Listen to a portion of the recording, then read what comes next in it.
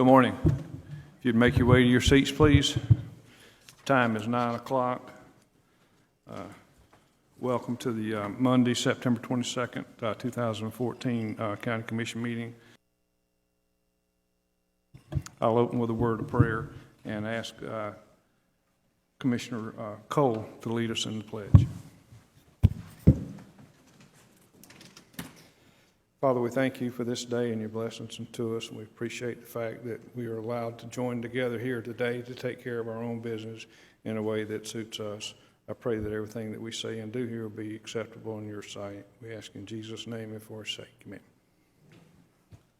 Please join me in a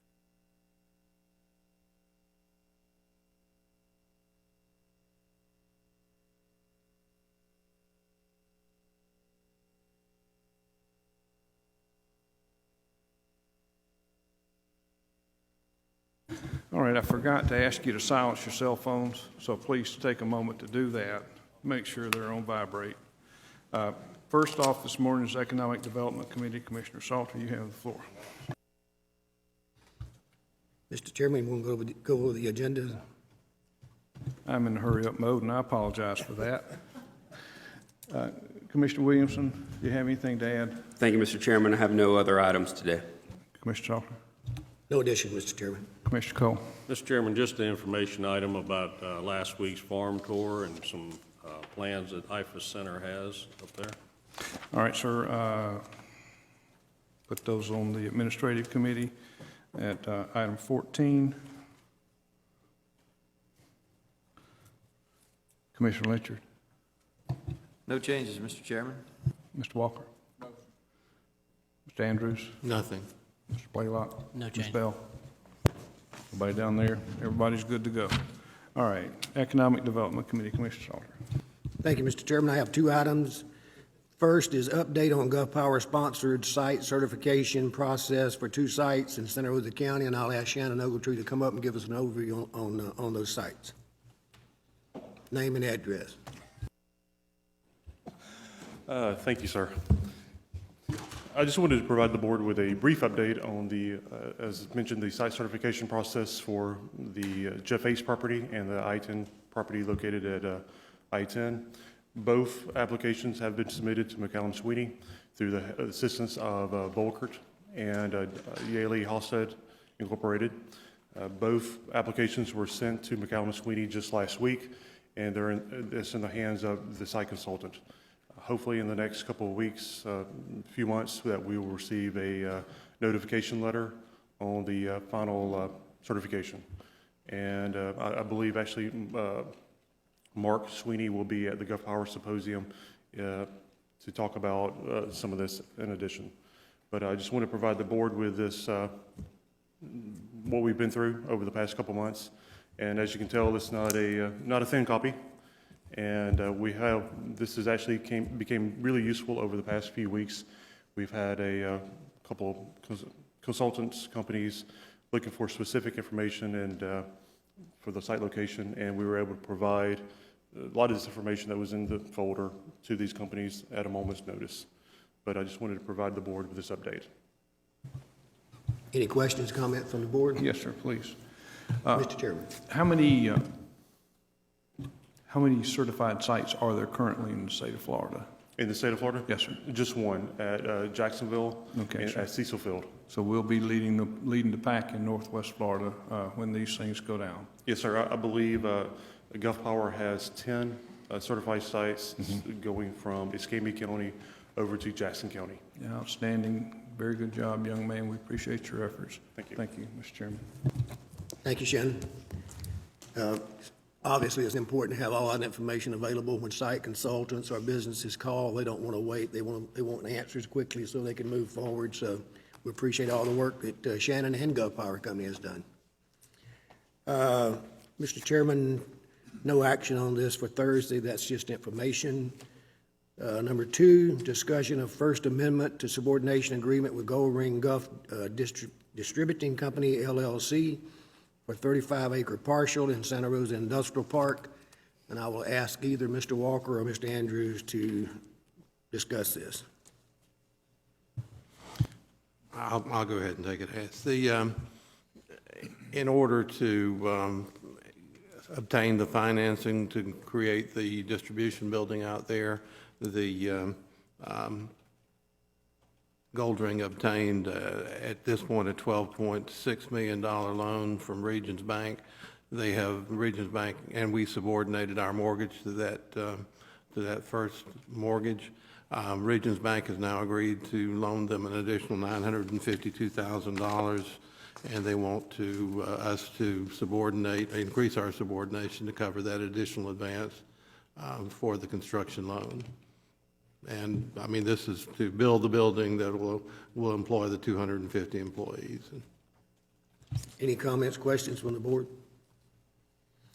I would encourage everyone to go out there and look at that site. It is a huge, huge building and project, and it's going to be great jobs for the county. And, Mr. Chairman, I would move this to Thursday's agenda without objection. Hearing none, it passes. And my memory is that's 191,000 square feet. Does that sound right? It's monstrous. It is huge. It's very big indeed. Mr. Chairman, that concludes my report. Thank you, sir. Next is the Administrative Committee, and we have 14 items.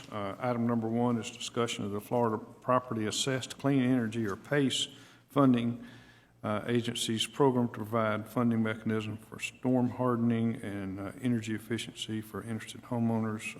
Mr. Walker, if you would, please, sir. Surely, Mr. Chairman. In your packet is the information provided by the organization, and we've got representatives here to answer any questions and go through a PowerPoint outlining specifically what they do. And I know that they've met that y'all have reviewed the program, but essentially it's just as it says. It's an opportunity for homeowners to make improvements to their home, hardening their homes, and/or providing more energy efficiency, and then essentially almost go through an assessment program through the tax collector. So if she has a PowerPoint, we'll go through the program. Yes, ma'am, please. Name and address.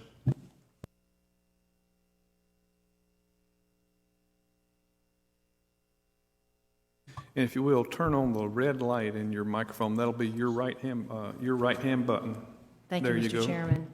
My name is Lisa Miller. For the record, I'm from Tallahassee, Florida, and a consultant with the Florida PACE, Property Assessed Clean Energy Funding Agency. And today I'd like to talk to you about PACE and what it means. It sometimes is a term that's used to help. You've heard PACE for girls and PACE for other things. This is PACE for hardening homes and energy efficiency. First, you see in the energy efficient realm, the PACE funding program will allow these types of improvements on the energy efficiency side. And in essence, PACE is nothing more than a funding mechanism for commercial homeowners, commercial property owners and residential homeowners to choose to want to do some energy efficient improvements or wind mitigation improvements. And I'll go to the next slide where those are listed for you to their properties. What does that do for the homeowner or the commercial property owner? Well, on the energy efficiency side, reduces utility costs. On the wind resilience side, I'm a former deputy insurance commissioner and work with good folks, particularly I know Mr. Spencer and I worked together many years on the insurance side of the world, and it reduces insurance premiums. You have some pretty sporty wind premiums in your county because you're a coastal county, and insurance companies have not taken too kindly to the coastal county in Florida. We're working on that, so we can reduce some of those property insurance premiums by doing some of these simple improvements. It's as simple as once a property owner, both commercial, residential, say, I want solar panels or I want to put a harder roof on my home or shutters, they go to their favorite contractor in your area, and we want to encourage local contractors to get in this game, and they'll ask for an estimate. That contractor sends that commercial property owner or residential property owner to our website. They fill out an application for funding, and then within a couple of weeks, we'll let them know if they're approved, and then we'll get the hammer swinging. It's just that simple. Both sets of improvements provide a vehicle for job creation, economic growth. I think your contractors in your area, and I'm learning who those are. I live in Tallahassee, so it's just a spit to get over here for a minute and meet with those. I'm actually meeting with a couple of solar contractors this afternoon because Gulf County and Walton County have addressed this. I'm meeting with Escambia County this afternoon. So you've got two of your sister counties that have adopted it. You'll hopefully, by Thursday, if you see your way clear, to adopt it, you'll see some economic growth in your area. We currently have $200 million sitting in the bank. There are other PACE programs out there that we invite you to embrace and bring the presentation to the commission. When they come, we say, take as many as you can. We just happen to be here with funding in the bank, ready to spend and deploy as quickly as possible. I have brethren in South Florida that are doing what I'm doing, but I want it in my neck of the woods. So that's why I'm here today. No work for the county. There's no employee time or staff time or resources. Once you sign a simple subscription agreement, which is in your packet on Thursday, and I'll be working with Ms. Spencer to get her our particular signature pages for that. You tell us to go, and we'll be meeting with contractors. We would like to invite you to some of those contractor meetings to get them as excited as we are. Very turnkey, and we're off to the races. We have competitive financing. The interest rates are between 5 to 7%, which is still competitive compared to putting things on a credit card, those types of things. This is particularly not for a homeowner that can walk into the bank and shake hands and get a 2% loan. This is for several Floridians that we've talked to who've said, I can't do that, but I can do this. So we think it's very competitive. And the larger the size for the larger commercial properties, the more competitive the interest rate will be.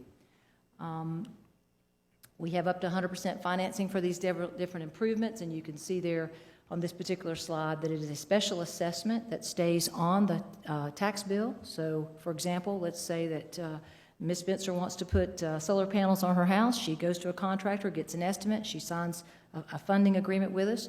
We notify the tax collector, Mr. Nichols.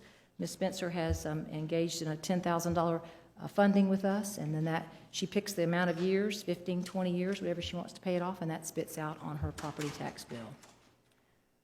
As you can see, we have other guidelines there on the right side of that slide.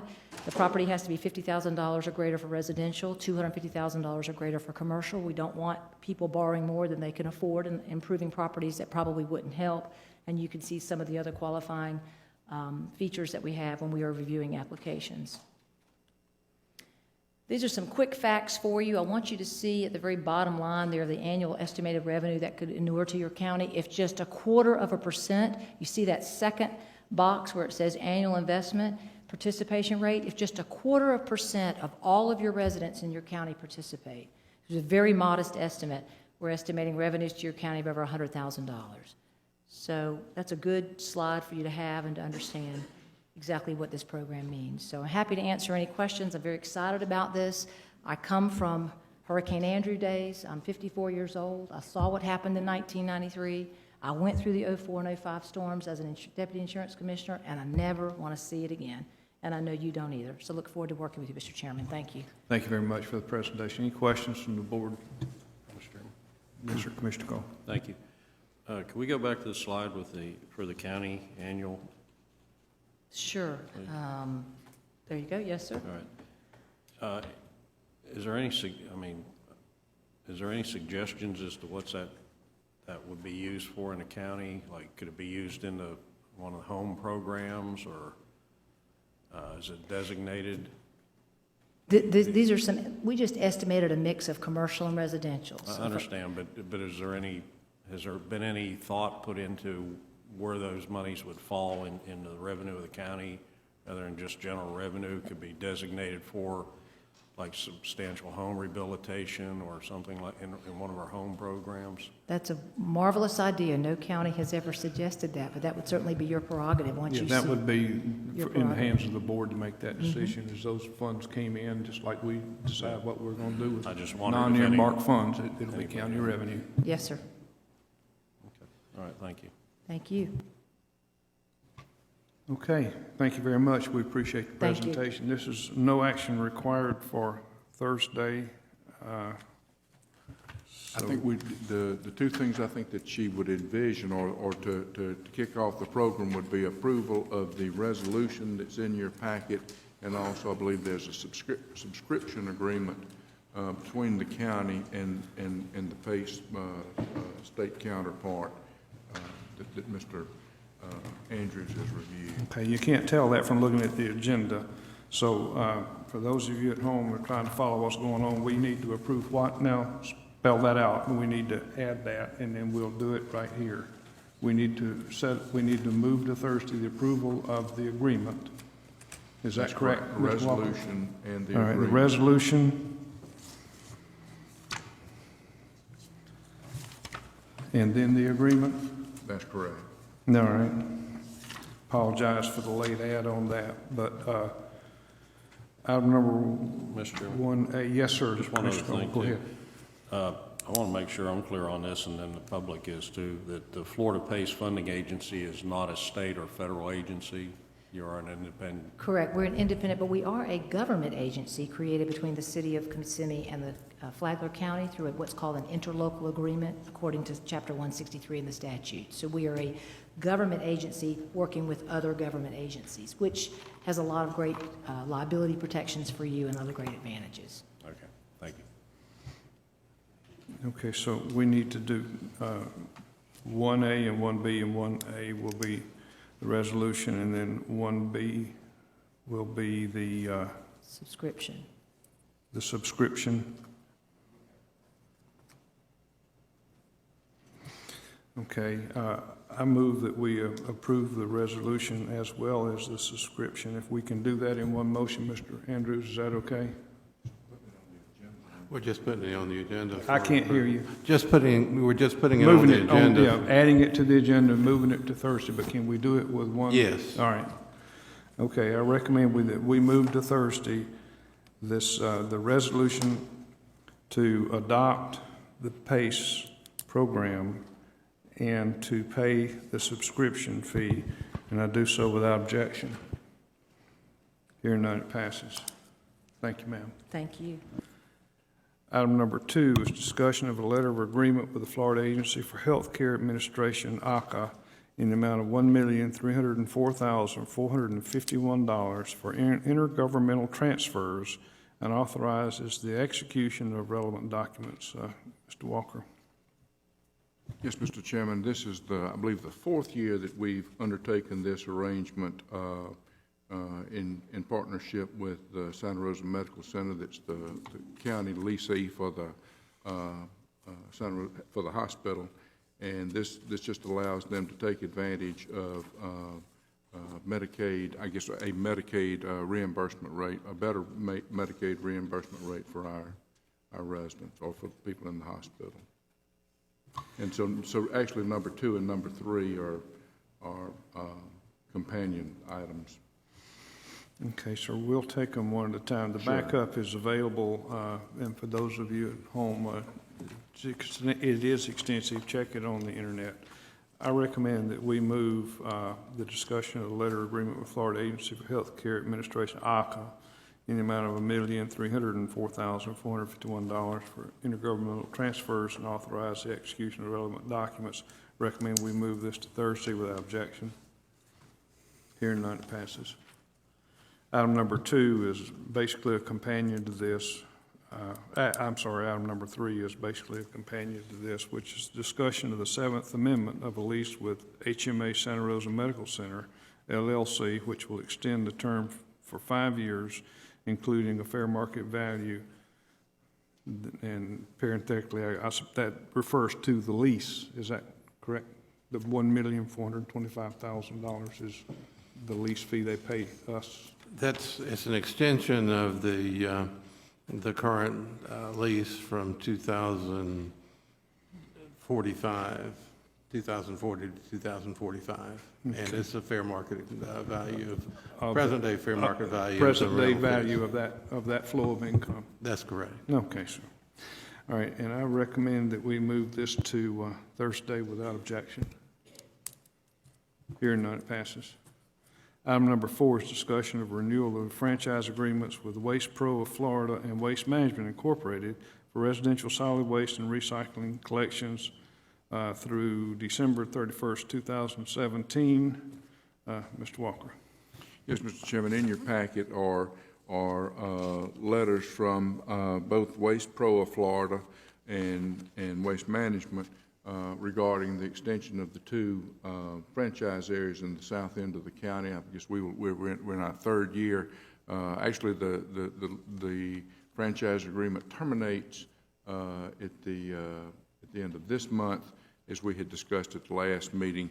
This extends the contract or the franchise agreement as anticipated when the board approved it 3 years ago for another 3 years, but it trues it up and adds places it in line with what we hope to be the franchise agreement in the north end of the county, and that's why it goes through December of 2017.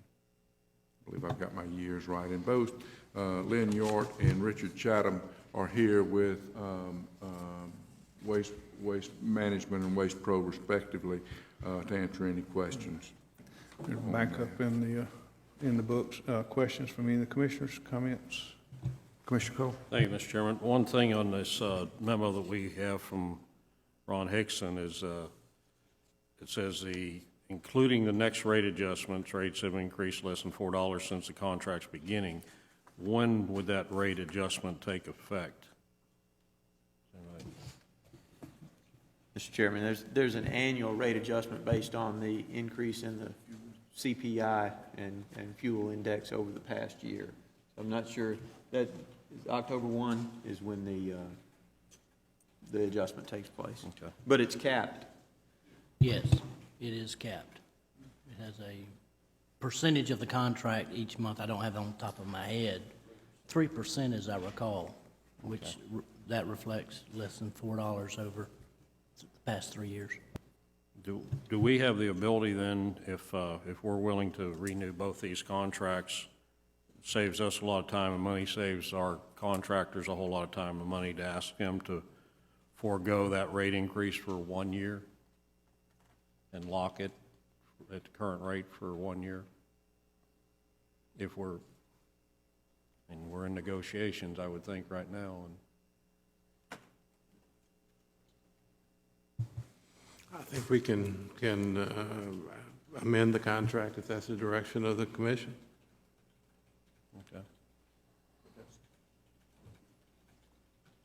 Okay. Mr. Chairman, if I could, why don't we, between now and Thursday, let's have staff get with Waste Management and Waste Pro and find out a ballpark of what the increase would be for the coming year. Fuel prices, if I'm not mistaken, I don't believe they have changed much, and I don't believe they've gone up over the past 12 months, much, if any. So why don't we have staff get with the providers and give us a ballpark for what that increase will be for the coming year.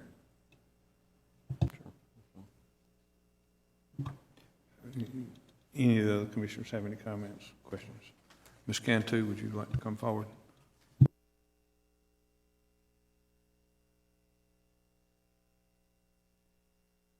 Sandra Cantu, 9577 Highway 90 East, Milton. Do all the trucks empty their contents into our landfill in Milton? Yes. All the ones in the south end of the county do also? And is there not a landfill in the south end of the county? Doesn't that cost a lot of money for the trucks to all come to Milton? I guess it costs whatever it costs. I don't know if it's a lot of money or not. It costs us whatever it is. We've got one landfill that the county operates. Okay, but if each truck had to pay the fuel cost to come to the north end of the county, it costs them quite a bit of money. I assume so. Well, that number would be a number internal to the corporations that are bidding this and asking for a renewal. So whatever that is, it's like it's making soup. It's already in there. Whatever their estimate is in there, and it's reflected in these prices. That's a price to them, not to us. I understand that, but it's still the cost of fuel. Yes, it is. Have we considered putting a landfill in the south end of the county? No, ma'am, I don't believe that the Board of Commissioners have ever considered that. That may be something they want to look at. I'm sure that another landfill doesn't make any sense. It's a capital intense operation. I mean, to put two of them does not. But it's going to be filled up one of these days, right? Mr. Chairman. We've got a fairly large, your Board of Commissioners a generation ago selected this site, and that's one of the reasons that it is where it is. It's in very good soils. It's in the best place in the county. It's large, it can be expandable. Probably less than a fourth of the entire property has been utilized.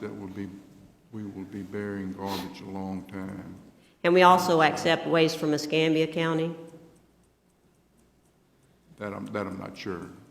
I wouldn't think. I believe that Escambia County has specific regulations that their haulers cannot take their material to anything other than the Perdita landfill.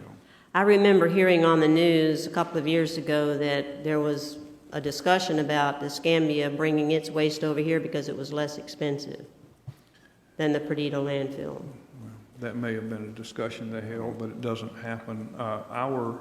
The way everybody is forced to by the Governmental Accounting Standards Board to compute these things is they capitalize it based on how many cubic feet of air they have to sell. In other words, they're going to build this huge mound, and they capitalize all those projected costs, and it's not cheap to use the landfill.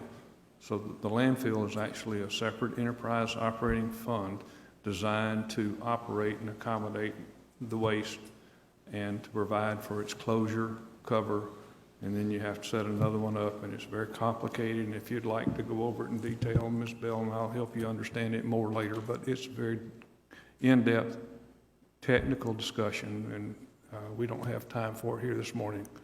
And where does the soil come from that we cover the waste with? We'd be glad to go over that whole thing with you. That's my last question.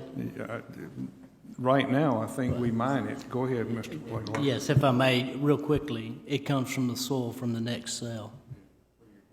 From the same area? From the next cell. The next cell that we're going to permit, you Okay. use that for cover of the existing cell, and you just proceed, as well as periodically we receive dirt from, surplus dirt from operations into the landfill. Okay, thank you. All right. Thank you very much. All right, I recommend that we move this to Thursday without objection. Hearing none, it passes. Item number 5 is extension of questions, clarification of items on request for proposal format for the residential solid waste collection north of Yellow River. This is item number 5. The details are in the backup. Mr. Walker. Yeah, Mr. Chairman, you see the information from Mr. Hickson and Mr. Blaylock. As we're going through the RFP process with the North End franchise processes, as we've come to call it, note that essentially the two questions. The RFP is pretty specific. It continues to allow the current permitted haulers, which there are really 5. There's 6 of them, but only one of them does just military, and you'll see those attached. And the question with those particular haulers is, will they be able to grow their customer base? The current RFP does not limit any of the small haulers, so to speak, with the number of customers they have. That was, again, a discussion that the board had. The only requirement is that they cannot collect material in larger than a 15,000 GVW vehicle. So the answer to this first set of questions is yes, no, yes. Yes, it will be allowed. No, they're not required to comply to the RFP specifications because we've already dealt with that several months ago. And yes, they will be permitted to grow their customer base. So the next 2 questions are primary concern of the last 2 bullet points. And I guess then the concern is, will they have to provide the same level of service? That was the last one, and that's, well, the first one is, will they be allowed to continue to haul? We've dealt with that, as long as they're operating less than 15,000 gross weight. The answer to that's yes. Will the current permitted haulers utilizing a truck smaller than 15 be required to provide all the service in the RFP? No, I think we had that stipulation in the RFP. Will currently permitted haulers be able to grow their customer base? Yes, they will. The board's already dealt with that as well. That's in the RFP. Primary concerns. The next 2 points, I guess we're ready for those unless the board or somebody in the audience has questions or discussions or comments they want to make. And we've got, of course, both of the prospective bidders or that are interested in the North End franchise here, specifically, because obviously those are both going, that places a certain amount of uncertainty on the discussion and the cost pricing for the pricing of the franchises in the north end of the county. It's going to be, since we didn't have that in the south end, there's going to be some impact that's going to have on your pricing system, and we just need to understand that. The other part that Ms. York had mentioned to me before the meeting and we hadn't considered is will prospective small haulers that take advantage of this, will they be required to provide a franchise fee, to also pay the county the franchise fee that the franchised haulers will have to pay? And that, again, we had not thought of that. That's because they essentially would have a franchise or some portion of the franchise. So that's a question we hadn't considered. They're paying us, they paid a fee to operate. They own a permit of some variety. Is that not correct? That'd be correct. They do have a permit. Right. But I think the franchise fee is called out in the regulation is about $19,000. Well, that would operate to do what we are trying to prevent. What we're trying to prevent here is putting the small haulers that have been servicing Santa Rosa County for decades out of business. Right. That's the whole intent of items 1, 2, 3 that we spelled out several months ago, and we took action to include that into the request for proposals, and everybody knew that when they put their proposals together.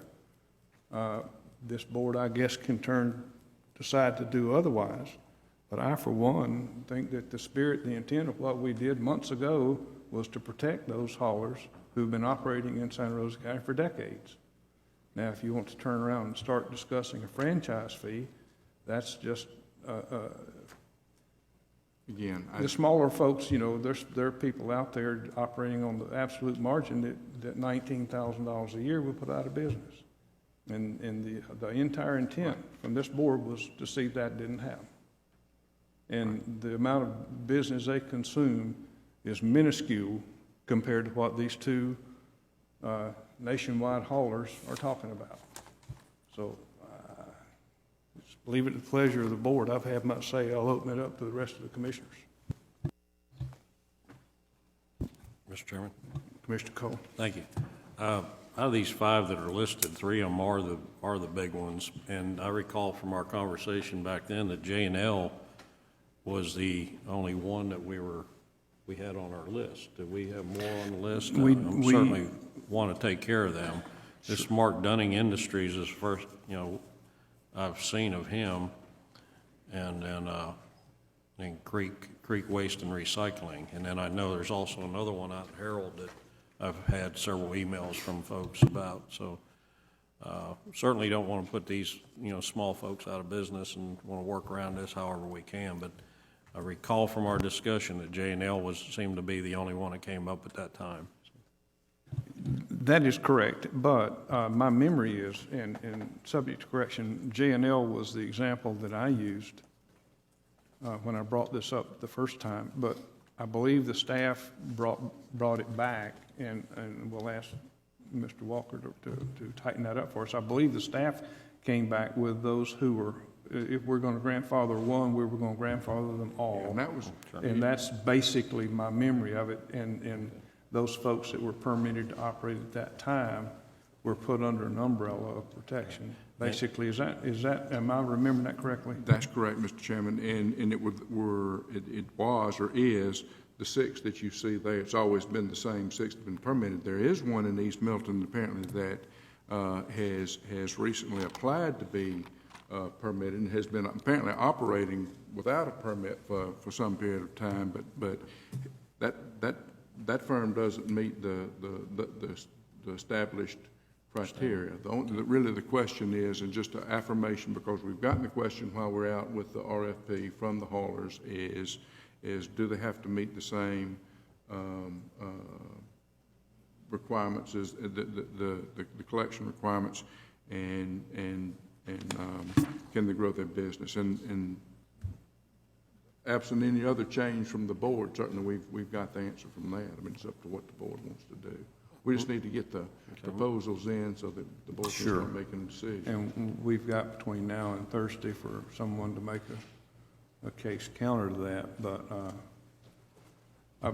comments from the other commissioners before we open this up for public comment. Mr. Chairman, just one other thing. Yes, sir. clarification. Commissioner Cole, then Commissioner Lynch. Item number 6 is Mark Dunning Industries, military only. Can I get in other words, he's only servicing Whiting Field and the military And we bases? don't control, our franchise area does not does not That's a pretty control the easy one to military call out right reservation. there, yeah, okay. Commissioner Lynch. Thank you, Mr. Chairman. When we had these discussions about allowing, excuse me, allowing the smaller operations to continue, that was one of the considerations that we discussed at the time, was that it could impact the bids that we get back under our request for proposal. So I think we proceed on with the decision we made before, and let's see where the numbers fall, and then either it will be good enough to pursue, or we've got to take another run at it. You know, we did not have this carve out in the south end of the county for smaller haulers, and so we didn't have the two successful vendors in the south end of the county, Waste Pro and Waste Management, didn't have that uncertainty to factor into their decision-making when they presented their proposal. They will have that uncertainty in the north end of the county, and it likely will impact the rate somewhat. But to what extent, we won't know until those sealed bids are opened. And when are those bids due back? First part of October, I believe. Okay. All right, thank you. Anything else from the board before we open it up to the public? Commissioner Salter. I'll just make a comment. I agree with Commissioner Lynch, let it go forth and see where it falls, but it's not going to be a pure franchise, because a franchise, as its definition is, gives a person or an entity the right to provide service within that franchise. So we're going to have small haulers working within the franchise. So that's going to make it extremely difficult to monitor, to ensure that all the customers to some degree are getting the same service, similar rates. So it's just going to make it more complicated in what we're trying to do. I'm not against it, but I just want everyone to know it's going to make it a lot more complicated. Well, and I'm a true believer in the free market system, and if I find out that my service from my small provider that I've been using for years doesn't measure up to the other service, and that I'm paying similar money for far less service, then I'm sure we would figure that out, and Ms. Audrey would tell me what we're going to do about it. So I think that, it's fine, just a comment. Yes, ma'am, name and address for the record.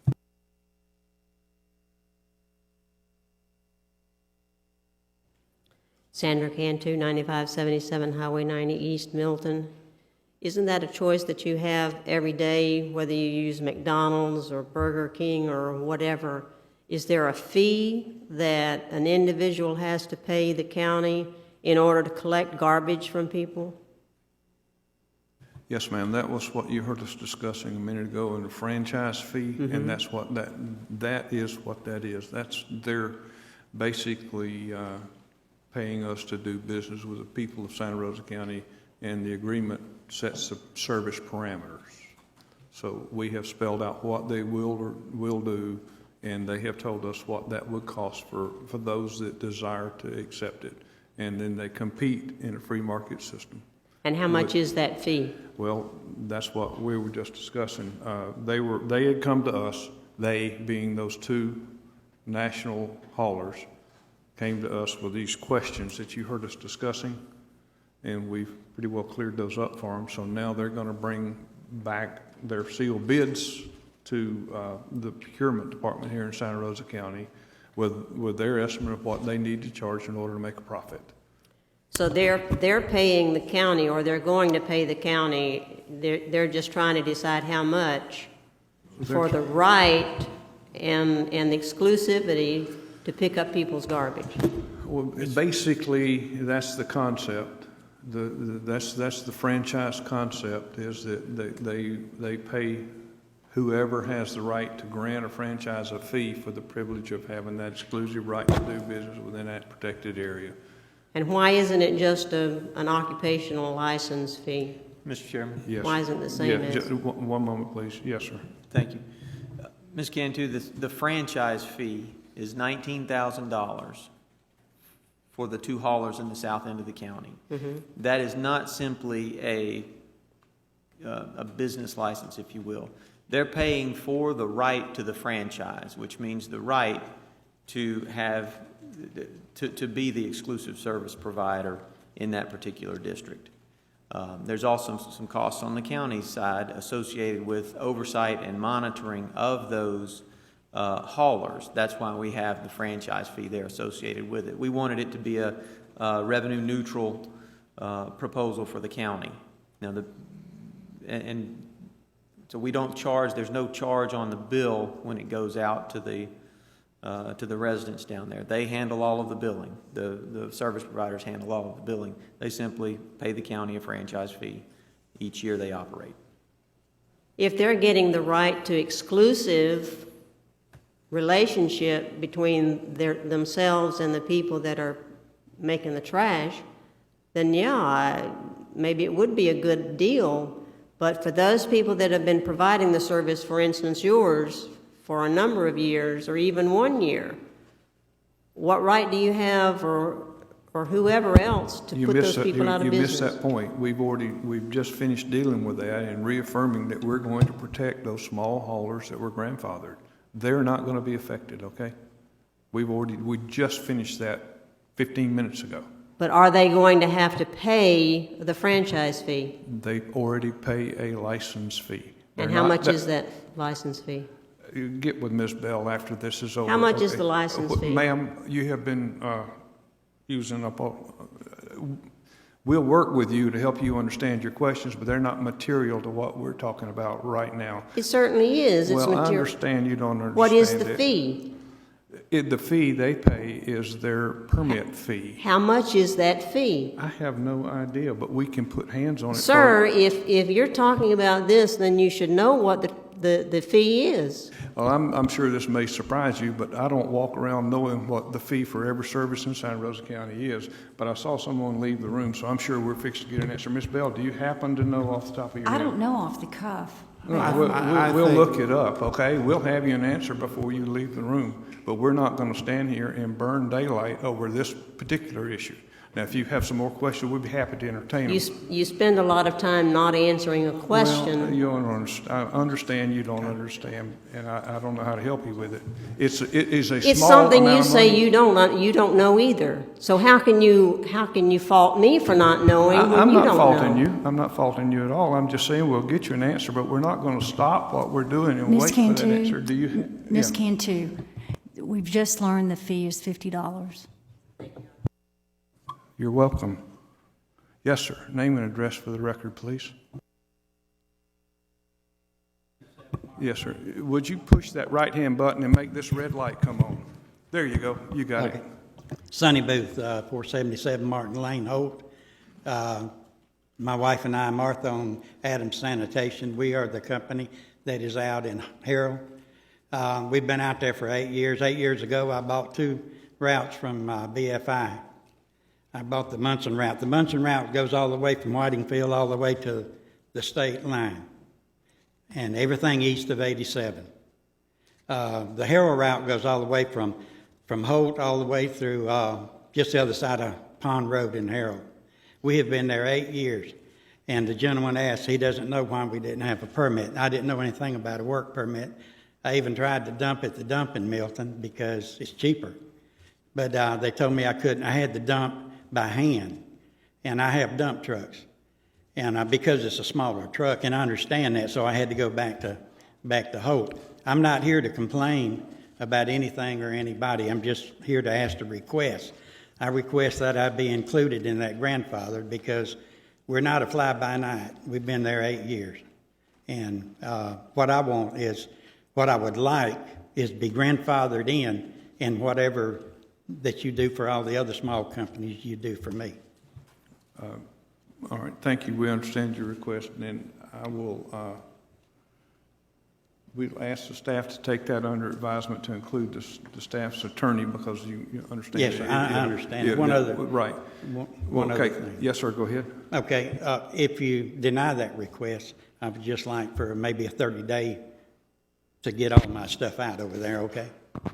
Those are thank you very much. Thank you. And Mr. Andrews, if you would, please, would you have us some data by Thursday to tell us, give us some direction, suggestions on this?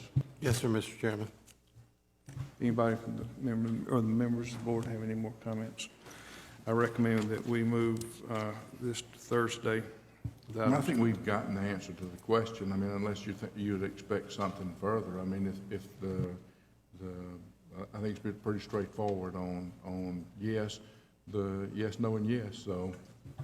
All right, well, there's no action required for Thursday then, believe. Do you, beyond the No, sir. the request. No, sir. We'll just, the attorney and I will have a report back on the gentleman's request. Absolutely, but as far as the rest of the matter goes, there's no action required beyond dealing with the request here.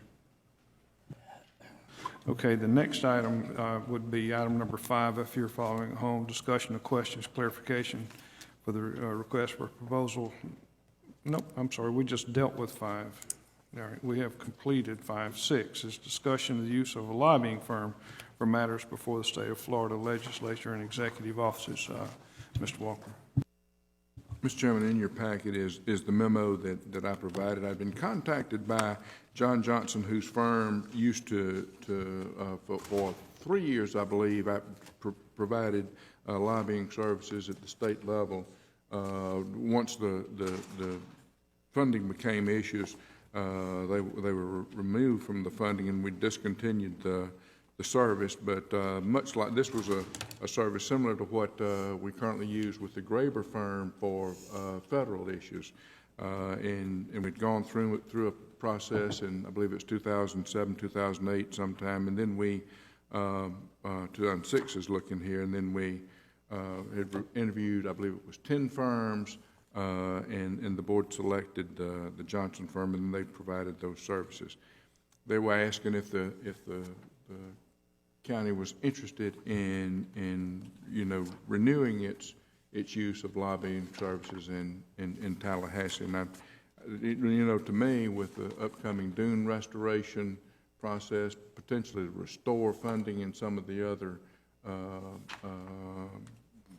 sources of revenue, I mean, I'm not sure that maybe this wouldn't be a good time to start those services back.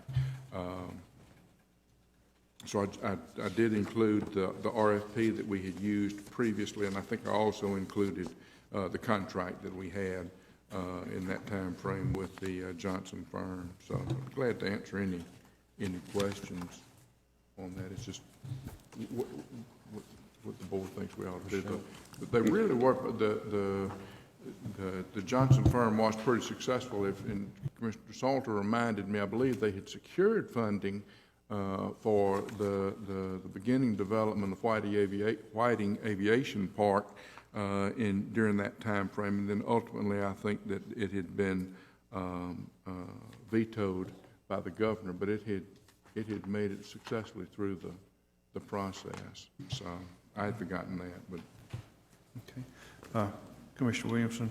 Thank you, Mr. Chairman. And that's the question that I had, if this was something that was worth it. I understand using the Graber Group for Washington because there's a lot of disconnect between us here in Washington.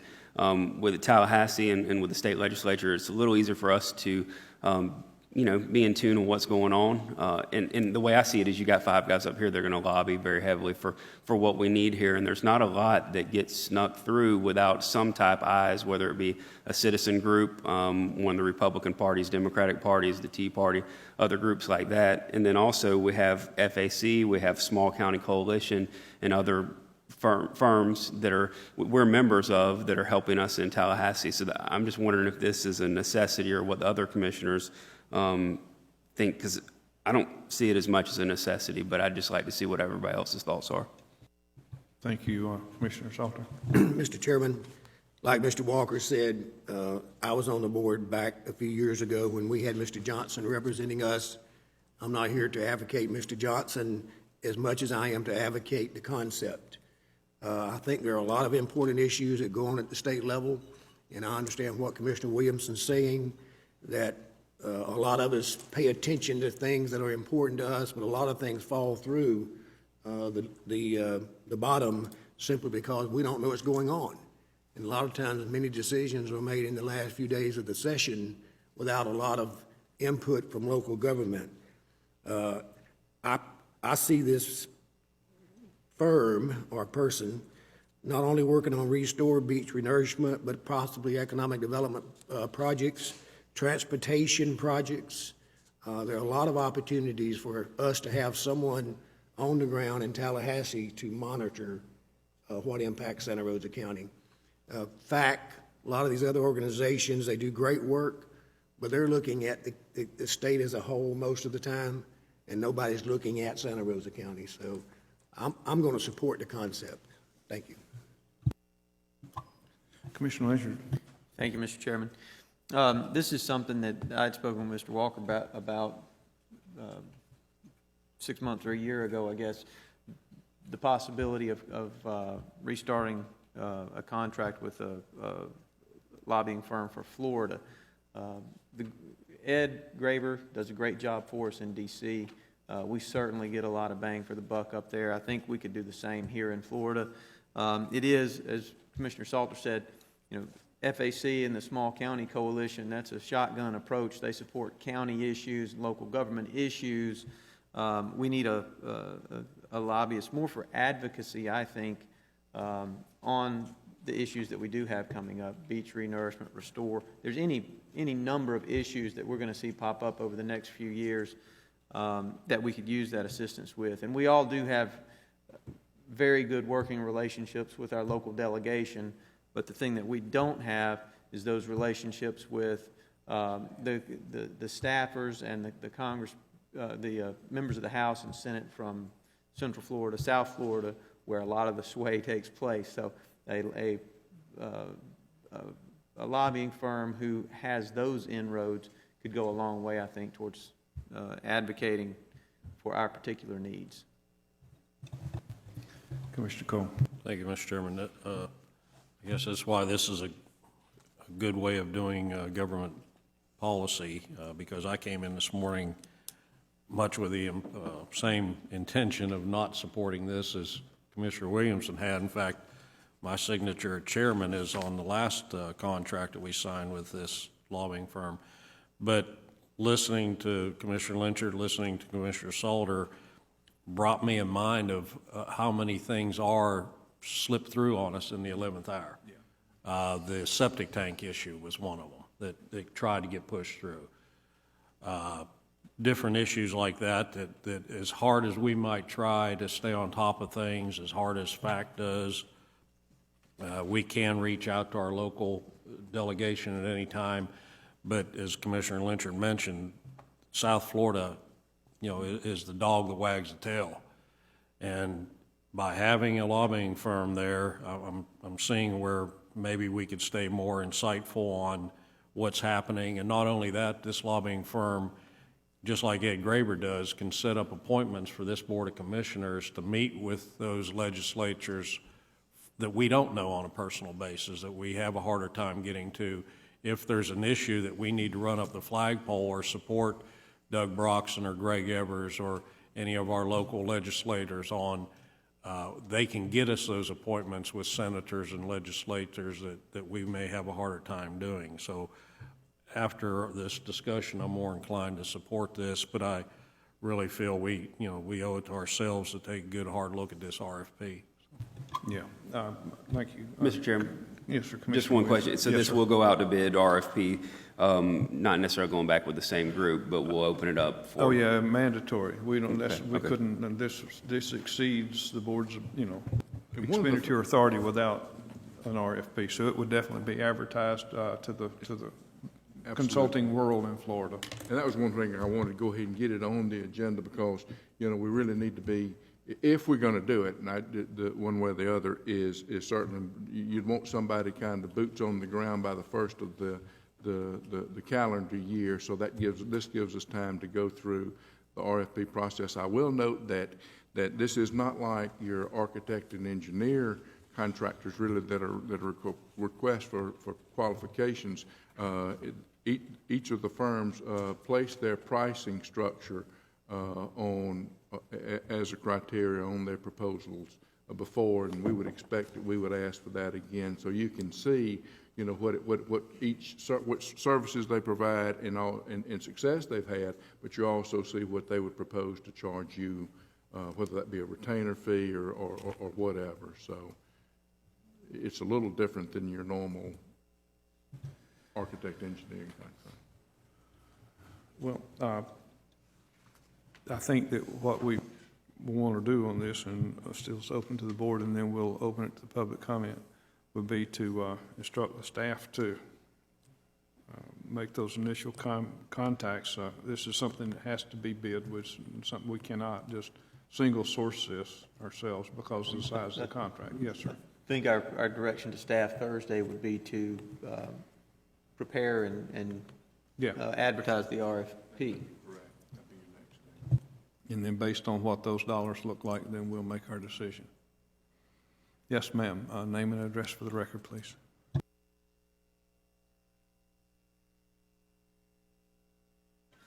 Sandra Cantu, 9577 Highway 90 East, Milton. So what you're talking about is hiring a company to represent what the voters of Santa Rosa County want done.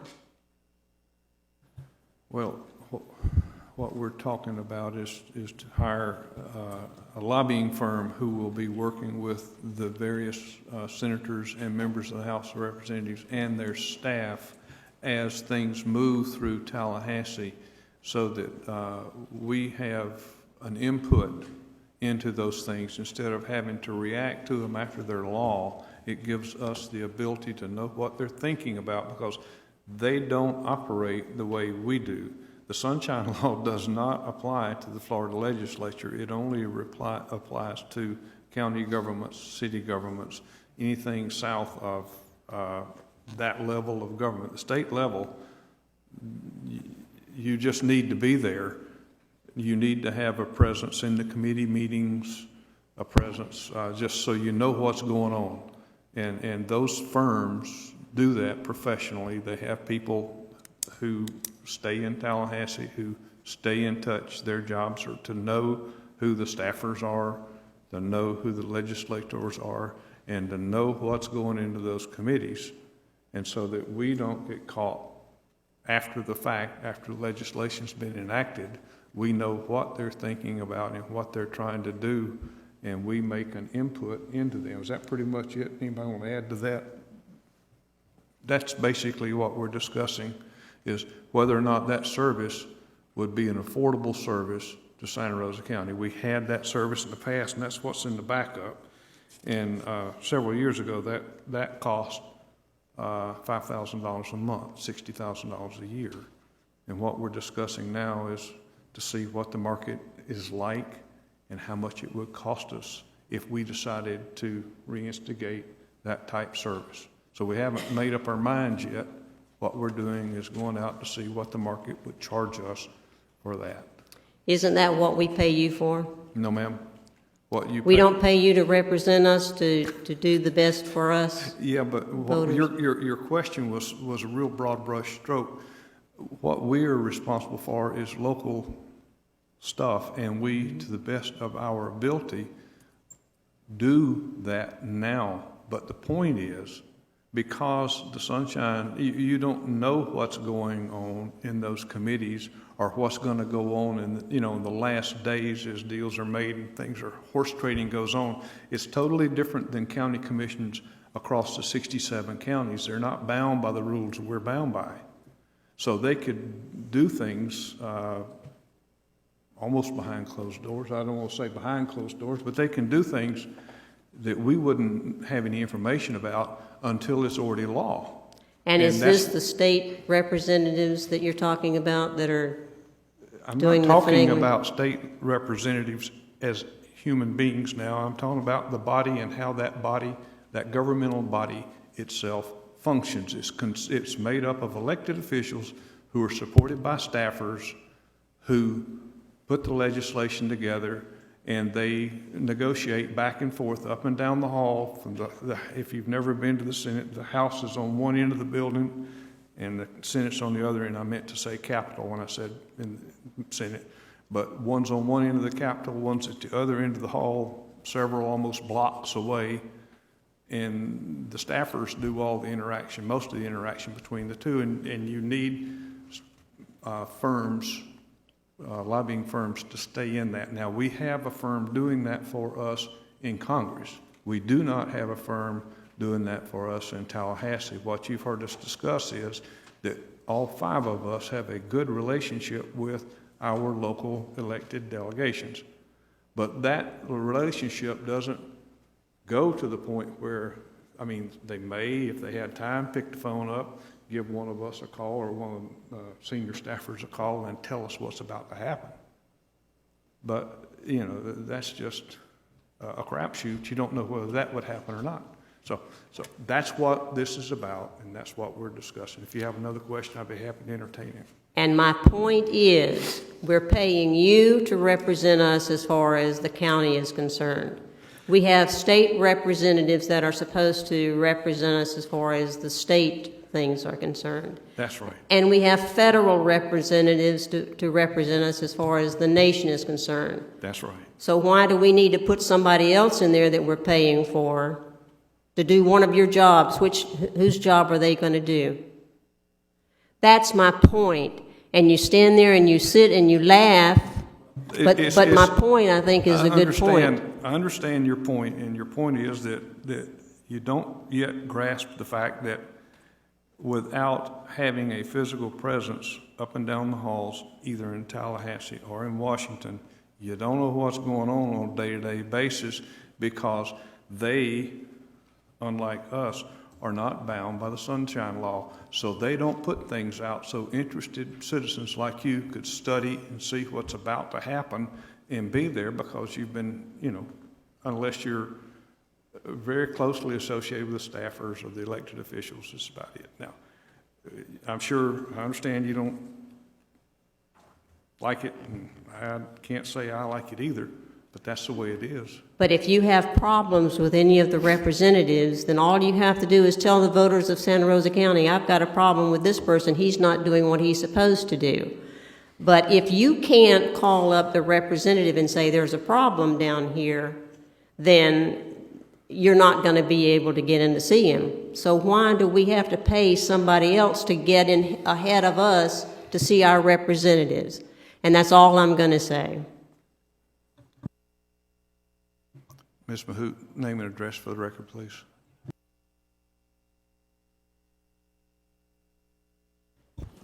Wallace Mahout, 5500 Cox Road, Milton, Florida. I think lobbyists are a big part of the problem in government. And as you said, if Santa Rosa County representatives do not care enough to take the time to call you and let you know whenever something is about to happen that would affect Santa Rosa County, I think maybe we need some new representation. And I do realize that because everyone else has lobbyists, that you may need it too. But let's start with the local reps. And when they don't let you know that something is going to happen and it affects Santa Rosa County in a negative light, let's make that public. The point that you appear to have missed is that it's not a problem with the elected officials. We have an excellent relationship with our elected officials. They communicate with us on a near daily basis up and down this podium here. The problem is things that happen at the last minute and things that transpire below the elected level at the staff level. The staffs are very powerful in Florida now that we have term limits. Before we had term limits, it wasn't quite as murky. Commissioner Lynch, yes, sir, you. Thank you, Mr. Chairman. I was just going to reiterate that point. I mean, my reason for supporting this is not because of any disconnect between us and our local delegation. They're very good about picking up the phone and calling me, or I'm sure the other commissioners, if there's an item that's coming before them that is going to impact us negatively. My reason for supporting this is from an advocacy standpoint. We're going to be going to the state and asking for millions of dollars for beach renourishment. We're going to be asking for support when it comes to restore projects. Down the road, Triumph Gulf Coast is going to control hundreds of millions, if not billions of dollars that's going to be doled out around the Panhandle. We need someone over in Tallahassee who can pursue those particular items for us. Beach renourishment alone is $17 million is the overall project cost. You know, we're going to try to get it 50% funded by the state. We need someone over there who's going to work on that issue day in and day out. We can call our local delegation. I don't know anybody on staff from the Miami, from the senator who serves Miami, or the House of Representatives member down there in Miami. The lobbyist firm we have will have relationships with those staffers so they can work to get them to support our cause. So that's the way I see it. It's something with huge returns on the back end, because we are going to be going to the state and asking for assistance with programs. And it's not just restore or beach renourishment. There are many other programs that the state administers where we need to get our foot in the door on some of these. And the only way you do that is by having someone over there representing you. And the state is flush right now. And so there are going to be dollars that are available, and we need to have a seat at that table. I do understand that. I really do. So you're darned if you do and you're darned if you don't. But maybe we could have our local representatives be more interactive. I don't understand why it takes something extra. I understand that lobbyists run rampant, and maybe they call the shots instead of our representatives because of their power and what they can do. So let's have our representatives try to get a little more power. I know what you're saying, and I know why you would consider this and why you would actually pay $60,000 to have this done. But this is this is a big problem. You have lobbyists who have more power than our local representatives. And I'm just making the point that that's nuts. So, thank you. Thank you, ma'am. Yes, sir, name and address for the record, please. My name is Kyle Hawley, and my address is 5920 Willard Norris Road.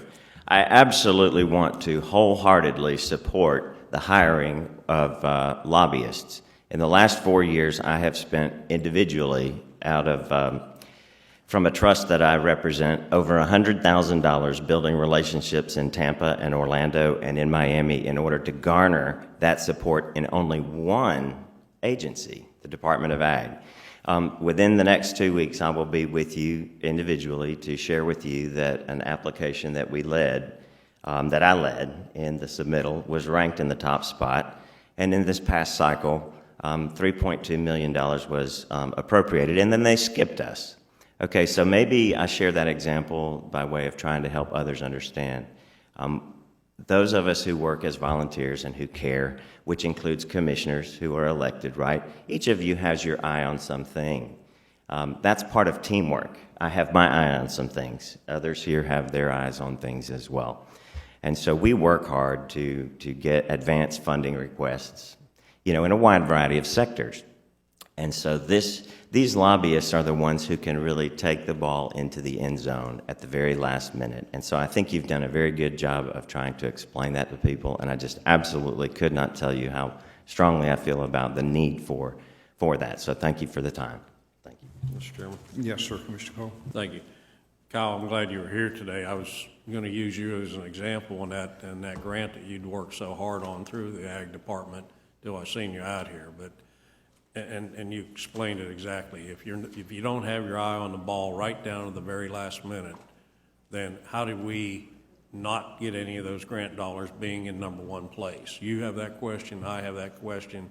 We haven't had it answered yet, but that's exactly where the lobbyist needs to be, because unless one of us decides to pack up, move to Tallahassee, and follow every one of these bills every single day, every single moment, same thing happens. All of a sudden, at the last minute, you get bumped and don't get an explanation why. It's absolutely true. And so then we spend the next year spending more money to try to rebuild relationships. I'm still in that cycle now. I have to go down to Broward County and try to figure out how that project and our project can work together. That city does pay for a lobbyist. And I'm just talking about one possibility, one example. There's an indefinite need for it. Thank you so much.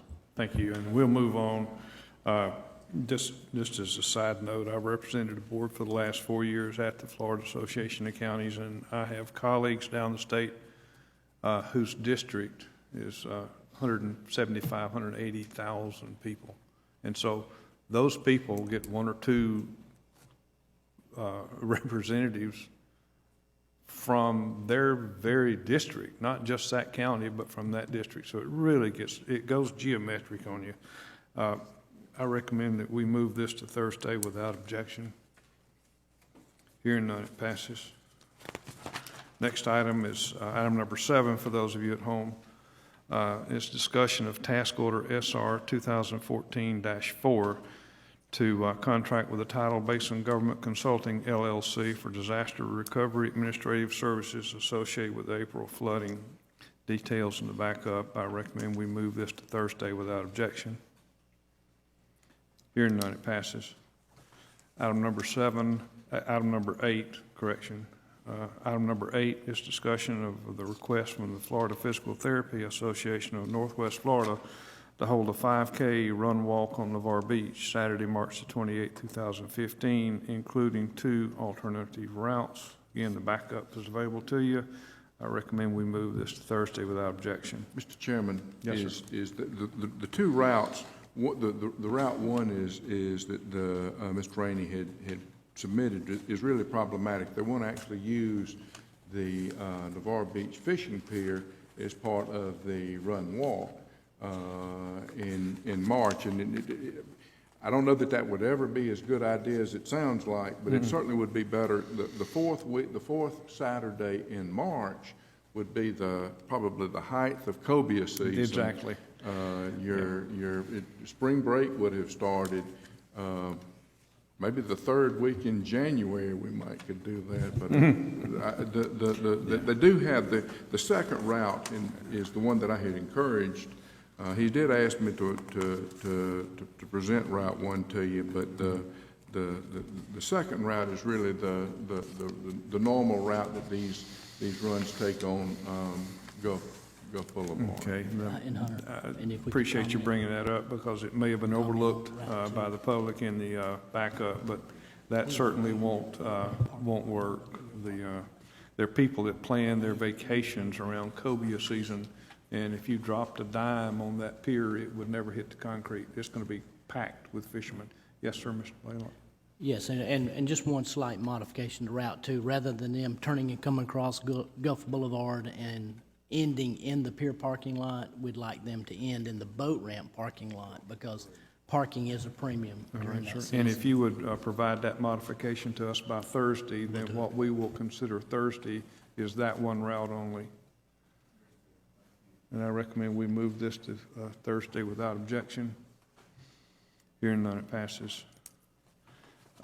Item number 9 is discussion of appointment for Julie Morgan as a Tourist Development Director. Mr.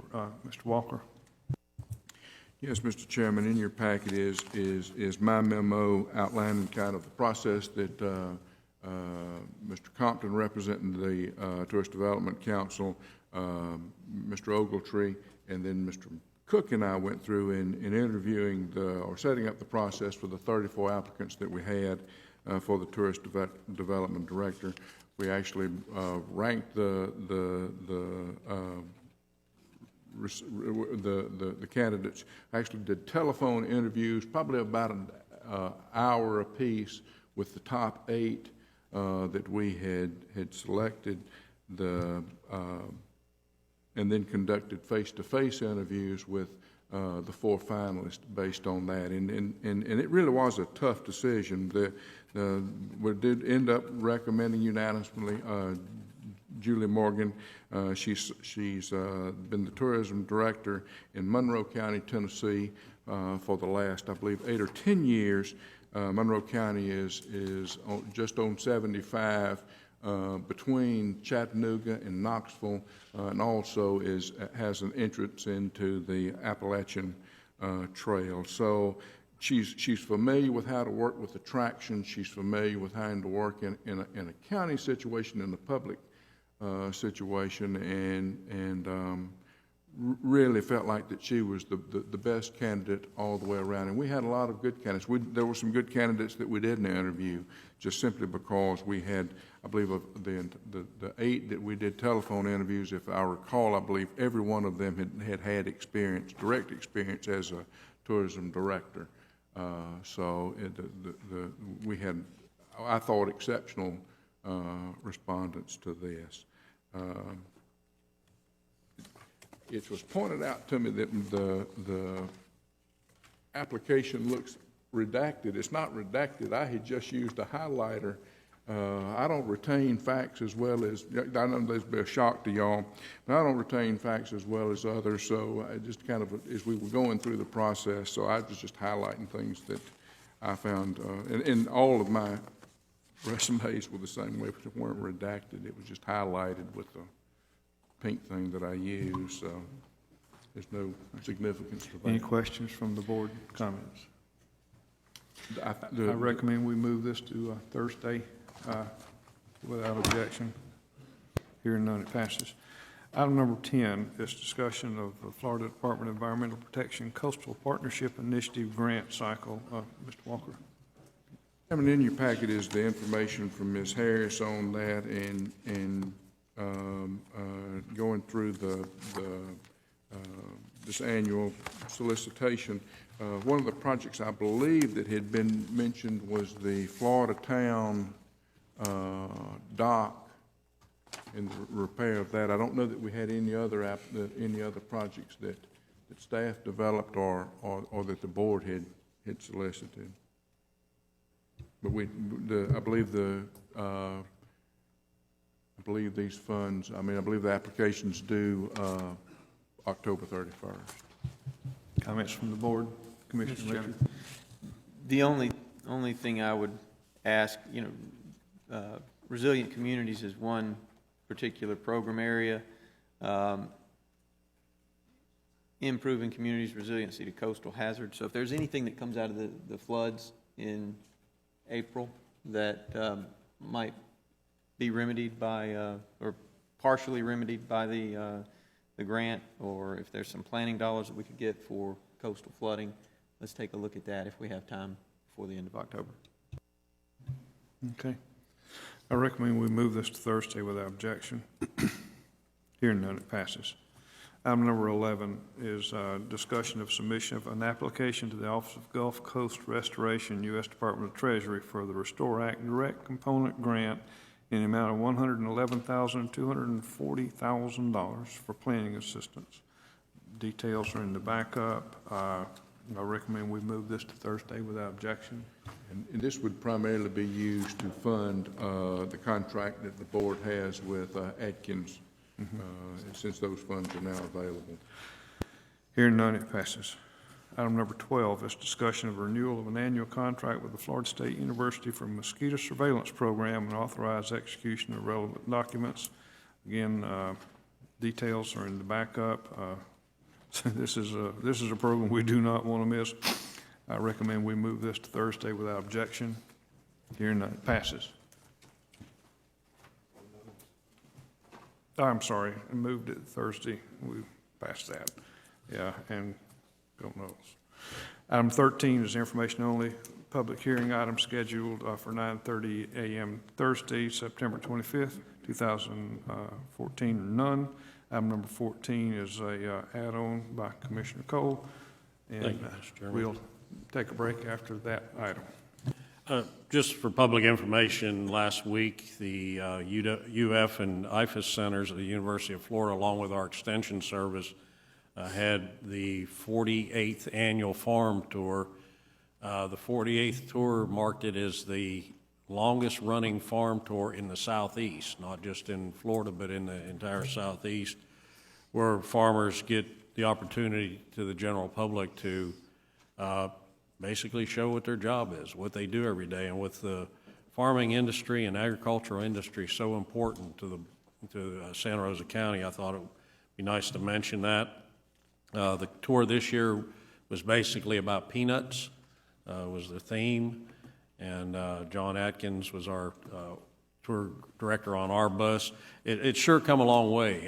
They had some slides from the very first farm tour where everybody basically drove their own cars, and the first tour that I went on, we rode on school buses with no air conditioning on hot days, so it was quite a thing. This year it was in tour buses with air conditioning and all the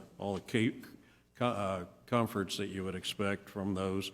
But it was very well attended. It was very well held. Commissioner Salter was up at the old Farmer Opry House with me, and we were able to present the Ward family from Ward Farms with the Farming Family of the Year award.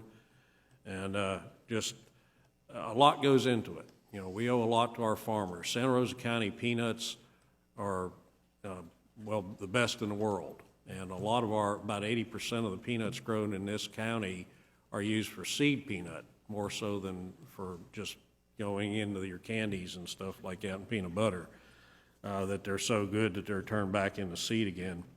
And one thing that I did say that I'd mention, I'd like for the board to direct staff to have this put on our website, is UF and IFAS are going to hold a fall harvest dinner Friday, October 24th from 6 to 9 p.m.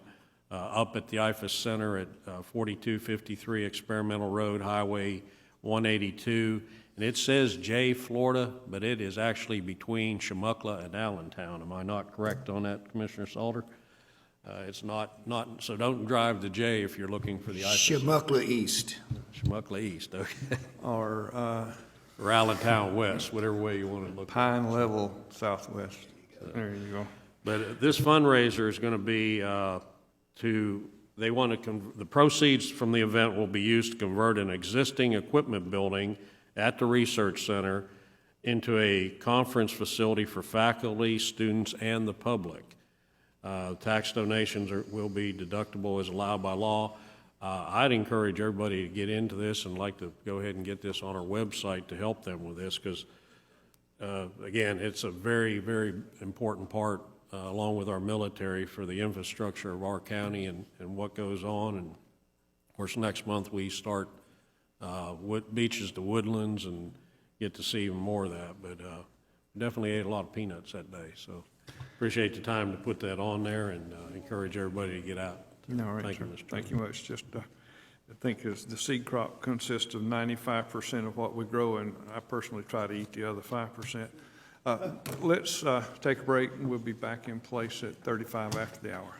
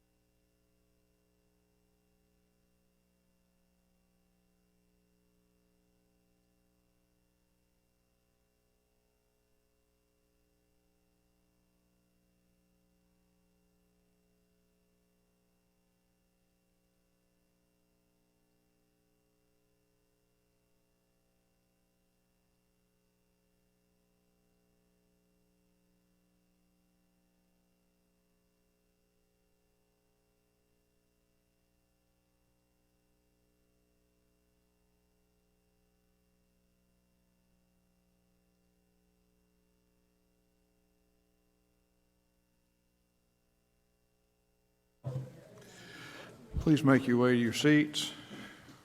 Thank you very much. We're back in session after the break. We left off at the completion of the administrative committee. We're now on the engineer's report. Mr. Blaylock. Thank you, Mr. Chairman, members of the board. Item number 1 is the discussion of the approval of the preliminary plat for Cambria subdivision. This is a 170-lot subdivision in Working District 1.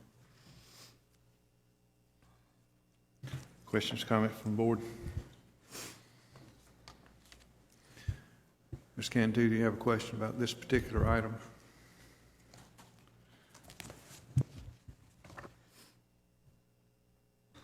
Sandra Cantu, 9577 Highway 90 East, Milton. This looks like a pretty big area, isn't it? How many lots? 170. How many trees are left there? Excuse me? How many trees are left on the lots? That's up to the individual lot owner. Do you know how many trees have been left on the lots? This is a preliminary plat. There's been no land clearing. There's been no construction activity. Well, This good. is the first step in the process, a 4-step process that this board will entertain with subdivisions. One of the things that I've noticed is there's a lot of trees that are being cut down, bulldozed over, or whatever, at the intersection of Interstate 10 and Scenic Highway, where they took all those oak trees out there. And one of the things that prevents flooding is that there are trees and other vegetation there to absorb or hold back the water. Isn't there something that we can do to say you can't cut all the trees down, or you have to leave a certain number of trees? I mean, I've heard that done in some locations. Yes, ma'am, and I think that's in force here in Santa Rosa County, and you have to get a permit to clear the lot, and you can't take heritage oaks, and there's a couple of other species that are identified as things that you cannot move. You just have to plan around, and obviously we want people to build homes and stay here, live with us, put the kids in school, et cetera, but we protect the heritage oaks and several other species. Yes, that is in place here in Santa Rosa County. You can't indiscriminately clear a lot, or if you do, you get a pretty heavy fine. And do people know that? Oh, yes, ma'am. Okay. Thank you. Yes, ma'am. Yes, sir, go ahead. And item number 2 is... Well, wait, I'm sorry. Yeah, we need to move item number 1 to Thursday without objection. Hearing none, it passes. Go ahead. And then item number 2 is the construction plans on Boracay Cove subdivision. This is actually the development order, and it too is in Working District 1. Okay. I recommend we move this to Thursday without objection.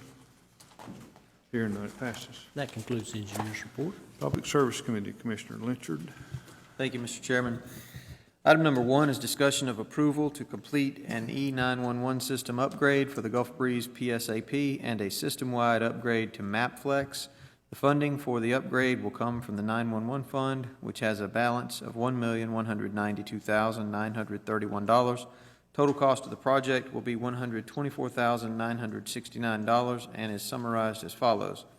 Gulf Breeze upgrade to Viper 911 includes MapFlex system, $87,574, Santa Rosa County EMC, Santa Rosa County Sheriff's Office, and Milton PD MapFlex upgrades, $37,395.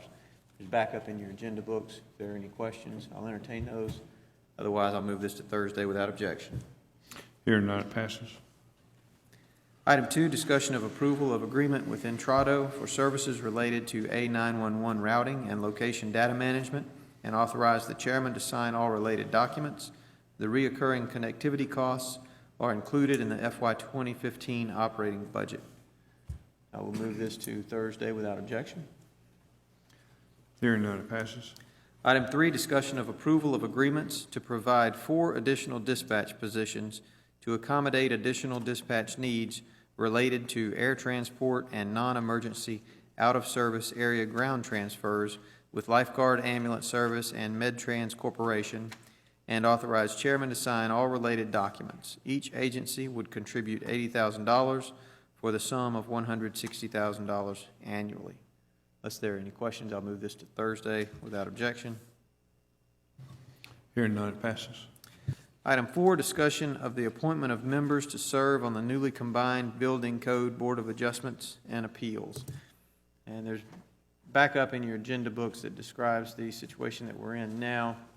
You know, we combine the board. We do have some members of the board who have expressed a preference to stay. Some members of the board are rotating off. Mr. Gomillion, you have anything to add on that? No, Mr. Chairman, we did attempt to make a recommendation that would go ahead and reestablish this new board, and we've listed as well those, as you noted, those members that have served over time, and we've listed those as well, that you might want to recognize those at some point in time for their service. So the current members who would be continuing to serve: Gary Mooneyham, Pete Sutherland, Mark Cotton, and George Jernigan. The new members who would be rotating onto the board: Stephen Reyes, Sam Vickers, and William Main Jr. Any questions, comments? If not, I'll move this to Thursday without objection, acknowledging the service of one of the members of the board who's rotated off, J.R. Williamson, who's no longer on the Electrical Board of Adjustments. Here and none, it passes. Thank you, Mr. Chairman. Item number 5, discussion of acceptance of a grant in the amount of $25,000 from the Florida Department of Economic Opportunity, DEO, Bureau of Community Planning. Staff also requests that the board authorize West Florida Regional Planning Council as the selected consultant. This grant was awarded for the purposes of preparing a bicycle and pedestrian master plan for South Santa Rosa County. Unless there are any questions, I will move this to Thursday without objection. Here and none, it passes. Item 6, discussion of adoption of the amended interlocal agreement with Escambia County to allow the filing of the Federal Section 5309 Veteran Transportation and Community Living Initiative VTCLI grant application and related documents with the Federal Transit Administration. Unless there are any questions, I'll move this to Thursday without objection.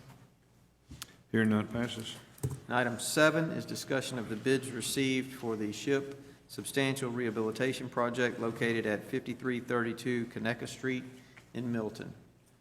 And this is this went out for bid. The bids came back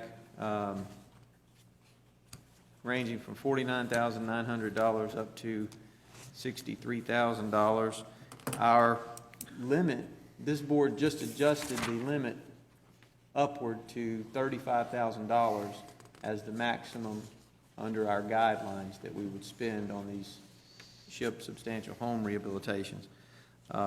Prior to that, the limit was $25,000. So now we have a project here with a low bid of $49,900. If we were to award it, staff has recommended option A, which would be $52,852 as the preferred alternative. But again, it does exceed our new guideline by some 40%, and it is double what the guideline was a mere 3-4 weeks ago before we adjusted it upwards. So that's a call that the board can make.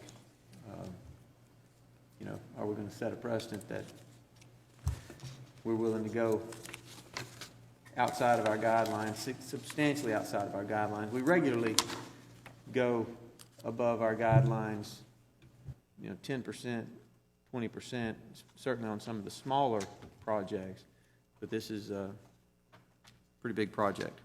So I'll welcome any comments from members of the board. Commissioner Cole. Thank you, Mr. Chairman. Just some questions on it. I think we ran into this, not to this degree, but in the past, but it was because the home was more or less one of the older homes down along Pine Street and stuff that called for some extra repair work on it, and because of its historical value. I'm just wondering, looking at these pictures, and certainly not trying to decline anybody's thoughts or value that they place in their home, but $52,000 almost looks like we'd be better to take, you know, if we were to spend that kind of money, to take this home down and rebuild a home versus trying to put $52,000 in this house. I don't see it being of any historical nature or you know, an antebellum or any type of home that would offset the precedence to all, you know, to double, you know, the amount of money we're putting in there. So I'd not be in favor of increasing it that much at this time and possibly looking into raising this home and rebuilding it if we were inclined to do that kind of thing. Mr. Chairman, Tony, would this fit with the home reconstruction? There is, the home strategy or those funds that come through home are the only ones that would have the ability for us to do what Commissioner Cole described. So the answer to that question is yes, it very well might fit that strategy. I'm not certain sitting here that it would, but it might. And yes, we understand the kind of dilemma relative to this. We've been working this case for several months trying to figure how to move forward with it, and so we took a stab at it, and that's where we are here. I understand the question marks, and but we can, if the board's not inclined to move forward with a substantial rehab, we can see if there are other, if there is any funding and where these folks would fit in that list of applicants for those funds. Obviously, there are other projects in the works. But I would assume they would meet the income criteria in those type of things for the home. If they made it for the SHIP, I would assume they would meet it for the home. I would think so. Home ownership and that kind of I would think so. Commissioner Williamson? Thank you, Mr. Chairman.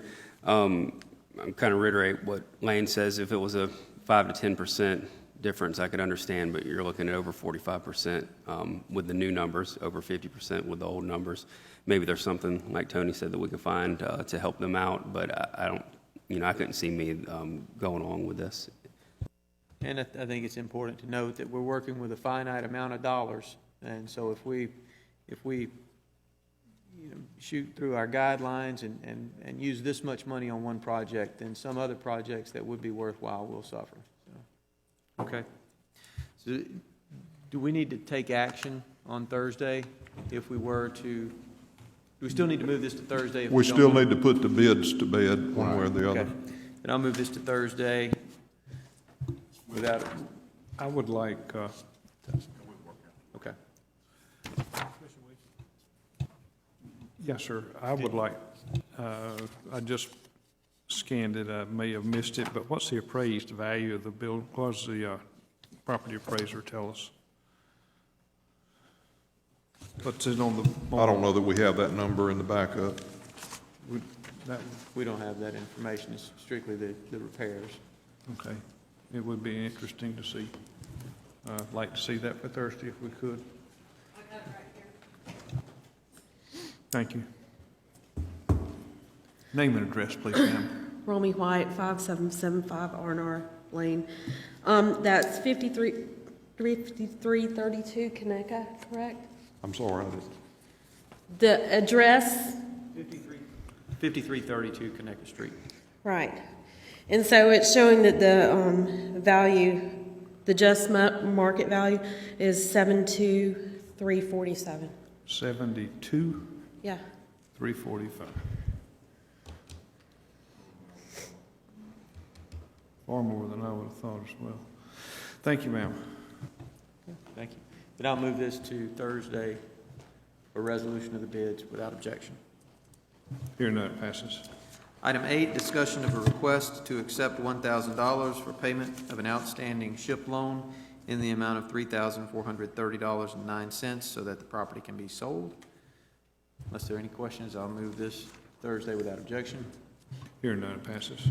Item 9, discussion of approval of the home interlocal agreement between Escambia County and Santa Rosa County and authorize the chairman to execute all documentation in connection with the agreement.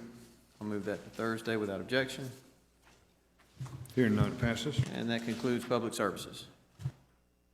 Thanks, sir. Public Works, Commissioner Williamson. Thank you, Mr. Chairman. We have 5 items today. The first is a discussion of annual contract renewal with amendments for WS 892 with Florida Department of Corrections for 1 inmate work squad assigned to the Parks Department. I'd like to move approval without objection. Move that to Thursday without objection. Move it to Thursday, thank you. Number 2, discussion of scheduling a public hearing on proposed vacation of the unnamed right-of-way running east and west between lots 1 through 6 and lots 7 and 10, block 641 in the Avalon Beach subdivision, contingent upon conveyance of a blanket drainage easement to the county on the vacated area. Mr. Whitfield, would you like to add anything to that? Just that we don't have an objection from Public Works to vacating the roadway. If the petitioner would like to close this roadway to put a gate across the right-of-way to better secure their property. And of course, their reason is they own property on both sides of the roadway, so they would just like to, have that one piece of property. However, we do have some drainage ditches in the right-of-way, and that's the reason we feel like that any approval of a vacation needs to be contingent upon conveyance of a drainage easement back to us so that we can have access to those ditches. Thank you, Mr. Whitfield. Do we have any questions from the board? I'd like to move to Thursday's agenda without objection. Hearing none, it passes. Number 3, discussion of 1-year extension of agreement for uniform services with UniFirst Corporation under existing terms. In the backup documents, you'll see that there's no price change. It's just an extension. I'd like to move to Thursday's agenda without objection. Hearing none, it passes.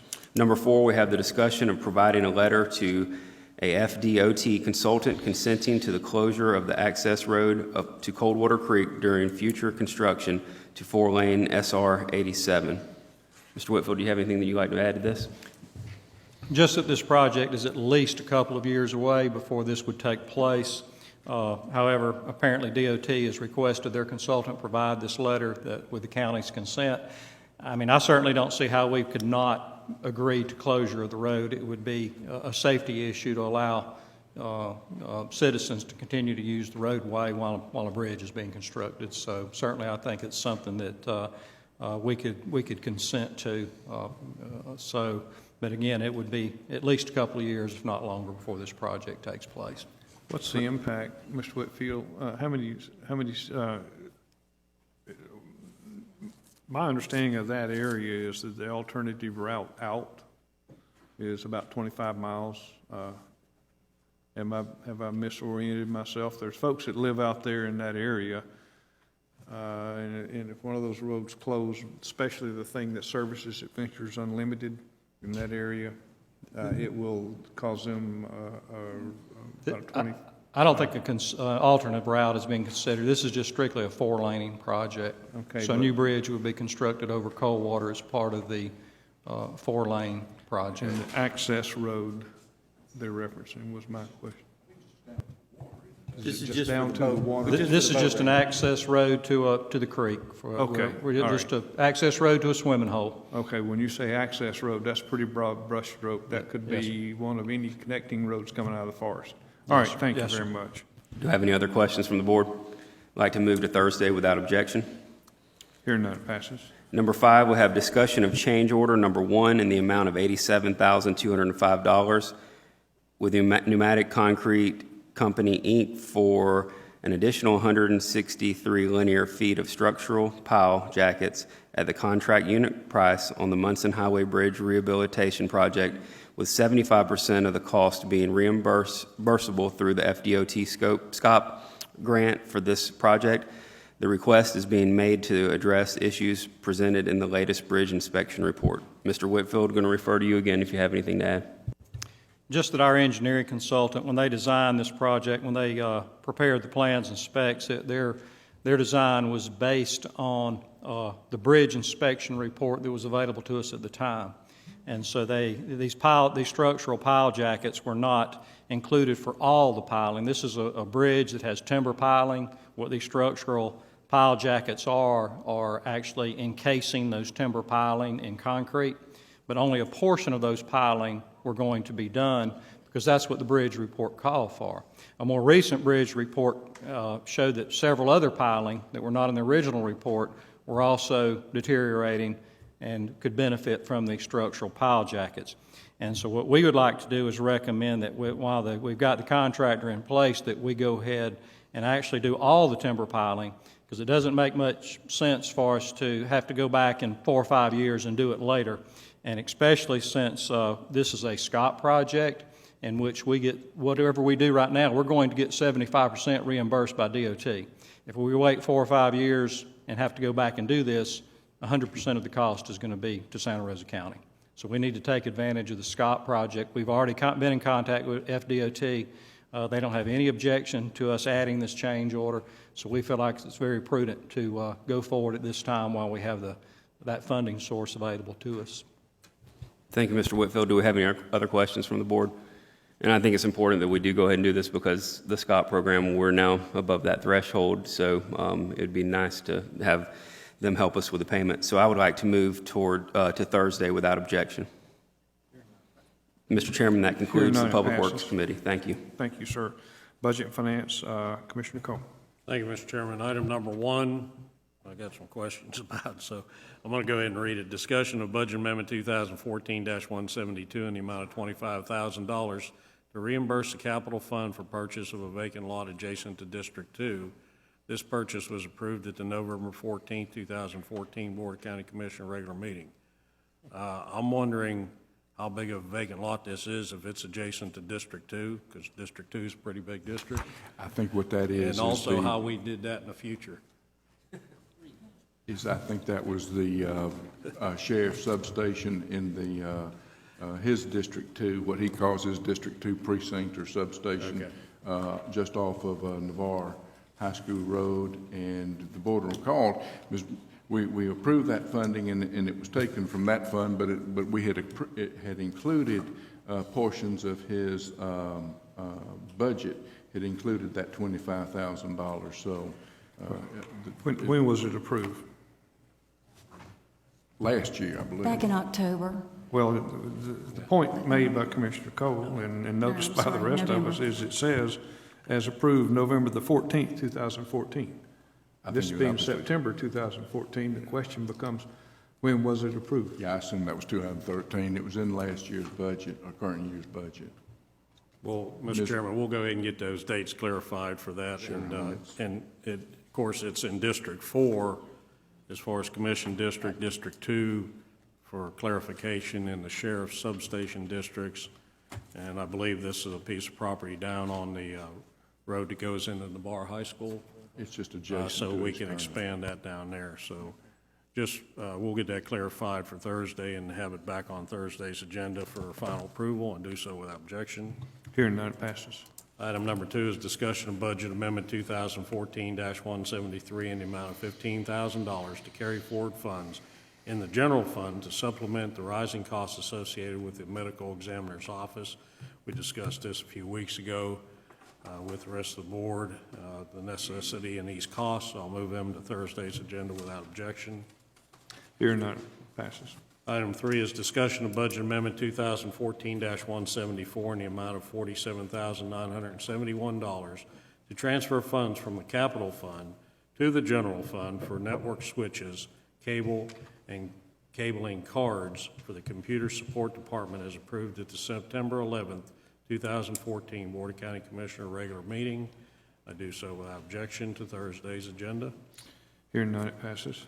Item 4 is discussion of Budget Amendment 2014-175 in the amount of $12,994 for the design of the Pace Tennis Complex from District 1 and District 3 project funds as approved at the June 13, 2013 Board of County Commissioner regular meeting. Does either one of those commissioners have any comments? If not, seeing none, I'll move this to Thursday without objection. Hearing none, it passes. And final item is discussion of county expenditures and check register, which will QA and have to your desk by Thursday, and I move that without objection. Hearing none, it passes. Mr. Chairman, that concludes Budget and Financial Committee report. Thank you, sir. Public forum. Anybody have anything to bring before the board, please?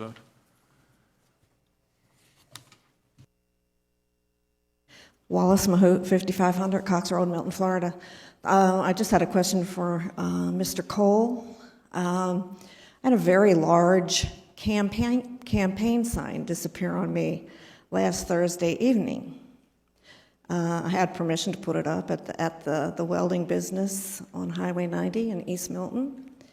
I was wondering if you know anything about that. The business next to that has a very large campaign sign, one of yours, at it, and mine was at the other business. Do you know anything about the disappearance of that sign? Well, one, Ms. Mahout, this forum is not a place to bring up the campaigning. I believe that stays outside of this dais, but no, I don't know anything about your sign. Well, you didn't reply to my email. I didn't have any reason to reply. Again, county email shouldn't be used for campaign purposes, so I'd be glad, my election campaign is easily found. I'd be glad to reply if you want to put anything on a campaign email or my personal email, but I don't feel like actually by law, county facilities aren't to be used for campaigns, so. I just have one more question. Do you condone your supporters stealing anything that belongs to anyone else? I don't condone anybody stealing anything that belongs to anybody else. I've never have and never will. Thank you. And how can you automatically inject that it was stolen? So, Well, it was there one day and gone the next. What do you conclude? Do you think the Tooth Fairy took it? that or Santa Claus, maybe.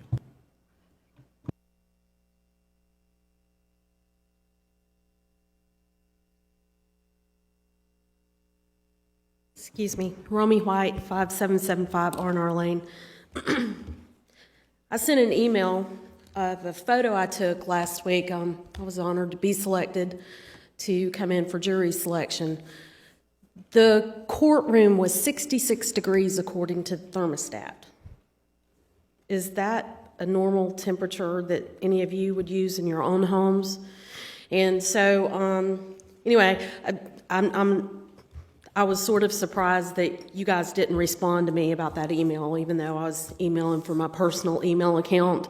I can understand somebody like Yvonne Harper who ran for office because you guys didn't even bother to respond. But 66 degrees is very cold when you're in that courtroom. It wasn't just uncomfortable. It was very. It was hard to sit through because of that. Now, Mr. Spencer has told me that the courtroom is kept cold because there's some humidity issues. And I said, well, what about a dehumidifier? And he said, well, that would be real loud or whatever. But I would really appreciate if you guys would look into maybe relocating the vents, looking into dehumidifiers. I'd actually reached out to Mr. Walker, and I asked about energy audits and energy bills. And now, his response to me, I asked, if you or staff ever asked Gulf Power to conduct an energy audit on the courthouse. His response was periodically, building maintenance department has utility audits conducted on county utilities. Now, this morning, Ms. Sabuka told me that Mr. Allen said that hadn't been done. But I would recommend doing that. Gulf Power will come out and do energy audits for you and maybe help you with that situation. The response I got about the bills, this morning, Ms. Sabuka forwarded me Mr. Walker's response. It says, since 2009, the annual electric bill for the courthouse has gone down from $126,060 to $92,727, and that contradicts some information I have. I'm showing that the courthouse has not gone under $100,000 as far as the energy bills. So I'd ask that you gentlemen, the five of you representing us, would you please talk to county staff and try to hold them a little more accountable for the utility cost at the courthouse. Now, I know I did speak to one of you guys and you were like, well, we're going to be getting a new courthouse. Well, we're still going to have this courthouse for a couple of years, and I just think it would be prudent if we looked into that. Another thing, too, earlier in the meeting, Mr. Walker had said something about somebody had asked about if he had redacted information off of Miss Morgan's resume. And actually what it is when you highlight information, and if you don't bother to use a clean copy for the supporting documentation, it makes it look redacted. And I've spoken with Ms. Sabuka about this before. If county staff could just make sure they don't use a highlighter on the copy that's going to be used for the supporting documentation, it won't block out the information and make it appear as if it's redacted. And then in closing, I just want to thank you guys for selecting the second route for the in not closing the fishing pier for another event. On behalf of my son and a lot of the fishermen down there, I'd like to thank you for that. Thank you, Ms. Cantu.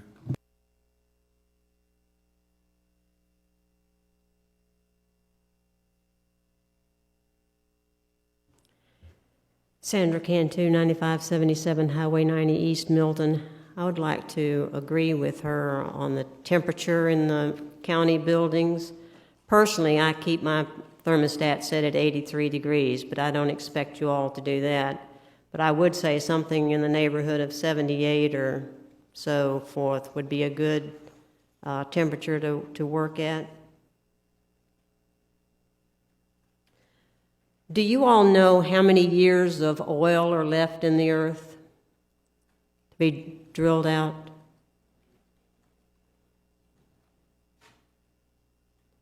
Don't know how many years of oil are left in the earth? No, ma'am, do you?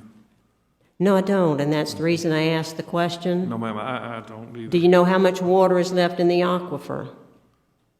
Which aquifer? The one that we get our drinking water from? I'm sure there may be an estimate for it. You're making a point, I assume.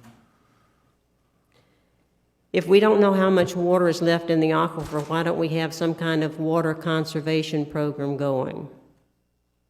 Is there a reason we don't? Do you not think it would be a good idea to conserve water? Mr. Chairman. Commissioner Cole. Ms. Cantu, I think we've seen that over the last few years. We've seen more and more of the utility services providing for reuse water to take the place of irrigation and even car washing.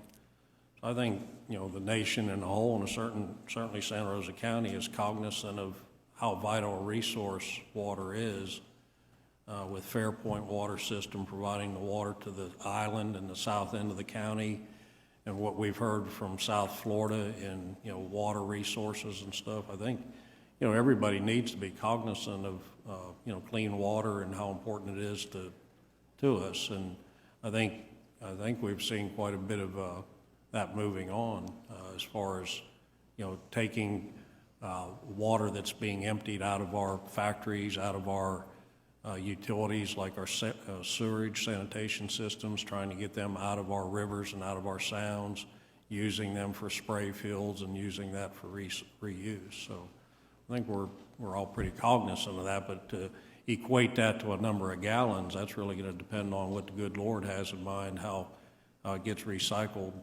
through nature. So does the county have a program for conserving water? I don't believe we have a county-wide statement of water, but we certainly encourage our utility providers to provide more reuse. Do we have any kind of program to improve on energy that's renewable, like solar energy, wind energy? We've looked into several, like right now, the methane recapturing that we've just completed out at our landfill, where that methane, once we get it monitored and measured, we can sell that back to the service providers for fuel in their vehicles. So trying to be cognizant of that. I believe and do we have a also, way of capturing it? Yes, ma'am. We just had an opening of that about a month ago. We had a press release about the methane capturing system at our landfill. And why don't we have any kind of wind energy or solar energy programs going on? Gulf Power did a study of that out at Navarre. We're able to put up a tower and do a study, and it's just not feasible in this area for wind energy to be. Now, on an individual basis, people could do that, and we have seen that and permitted individual wind collection. But Gulf Power in general came to the conclusion that this part of the country is not acceptable, or not, I can't say acceptable, it just wouldn't be cost practical to put the large wind generators in, or the wind farms in this area. And tidal energy, the same thing? Tidal energy still years out. It's pretty much experimental. There's a university in South Florida that does a lot of research with tidal energy, but they haven't, it's like an experimental thing right now. You might be interested in what's scheduled at the UN tomorrow, Tuesday, check your news and see what's going on. Thank you. Anything else to come before the board? Mr. Chairman, just one thing real quick, if I could. I meant to do this when Commissioner Lynchard had his, was talking about some of the past BOA members that have served a long time, and I would like to mention one that was an appointment long before I got on this board and continue to serve, and that's William Billy Jim Blackman. I don't know the exact years, but I think he served on that over 25 years, and I think he only ever missed one meeting. And as we look at these folks for recognition, I certainly wanted to recognize him. So, One All right, of the things anything that else come before the I was board? just going to say, one of the things we've done in the past would be to maybe determine the date that we could just have them in and give them some kind of a certificate of appreciation. I think that would be very they've been appropriate. long-serving members. Okay. We look forward to that on the next set of agendas or whenever we get to that point in time. All right, we are adjourned.